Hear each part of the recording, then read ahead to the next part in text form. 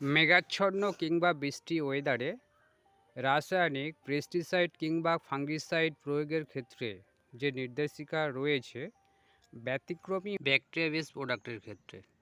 Bacteria base product সাধারণত 24 থেকে 48 ঘন্টার মধ্যে কোনো মিডিয়ার মাধ্যমে প্রসেসিং করে নেওয়া হয়। যেমন ধরুন এই টাইডন, এর সিএফইউ কাউন্ট 5 × 10⁹ সেল পার গ্রাম, অর্থাৎ সিএফইউ হচ্ছে কলোনি ফার্মিং ইউনিট।